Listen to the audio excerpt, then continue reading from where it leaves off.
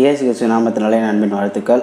இன்றைக்கி வந்து நம்ம ஆதியாகமம் 37வது அதிகாரம் 23வது வசனம் முதல் பார்க்கலாம். சரிங்களா? யோசேப்பு தன் சகோதரத்தில் சேர்ந்தபோது யோசேப்பு உடுத்தி கொண்டிருந்த பலவர்ண அங்கியை அவர்கள் கழற்றி அவனை எடுத்து அந்த குழியிலே போட்டார்கள்.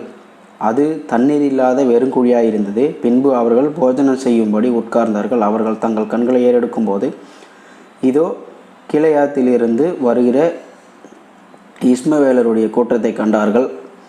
அவர்கள் எகிப்துக்கு கொண்டு போகும்படி கந்தவர்க்கங்களையும் பிசின் தைலத்தையும் வெள்ளை போலத்தையும் ஒட்டகங்கள் மேல் ஏற்றி கொண்டு வந்தார்கள். அப்பொழுது யூதா தன் சகோதரரை நோக்கி, நாம் நம்முடைய சகோதரனை கொன்று அவன் இரத்தத்தை மறைப்பதினால் லாபம் என்ன?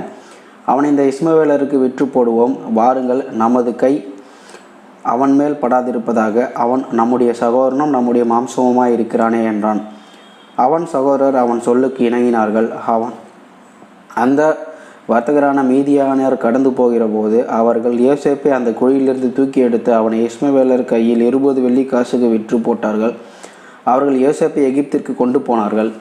பின்பு ரூபன் அந்த குழியின் இடத்துக்கு திரும்பி போன போது யோசேப்பு குழியில் இல்லை என்று கண்டு தன் வஸ்திரங்களை கிழித்து கொண்டு தன் சகோதரிடத்துக்கு திரும்பி வந்து, இளைஞன் இல்லையே, ஐயோ, நான் எங்கே போவேன் என்றான். அவர்கள் யோசேப்பின் அங்கியை எடுத்து ஒரு வெள்ளாட்டு கடாவை அடித்து அந்த அங்கியை இரத்தத்தினாலே துவைத்து பல வர்ணமான அந்த அங்கியை தங்கள் தகமிடத்துக்கு அனுப்பி, இதை நாங்கள் கண்டெடுத்தோம், இது உம்முடைய குமாரன் அங்கியோ அல்லவோ, பாரும் என்று சொன்னார்கள்.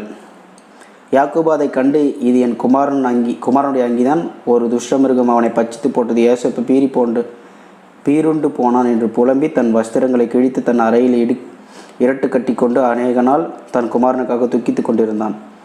அவனுடைய குமாரத்திகள் எல்லாரும் அவனுக்கு ஆறுதல் சொல்ல வந்து நின்றார்கள். ஆனாலும் அவன் ஆறுதலுக்கு இடம் கூடாமல் தன் துக்கத்தோடே என் குமாரனிடத்தில் பாதாளத்தில் இறங்குவேன் என்றான். இவ்விதமாய் அவனுடைய தகப்பன் அவனுக்காக அழுது கொண்டிருந்தான்.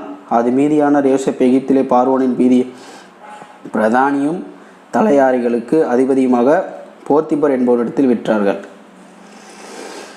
இந்த மாதிரி குழியிலிருந்து தூக்கி எடுத்து போத்திபர் இடத்துக்கு 20 பொல்லிக்காசுக்கு விற்றுறாங்க. சரிங்களா?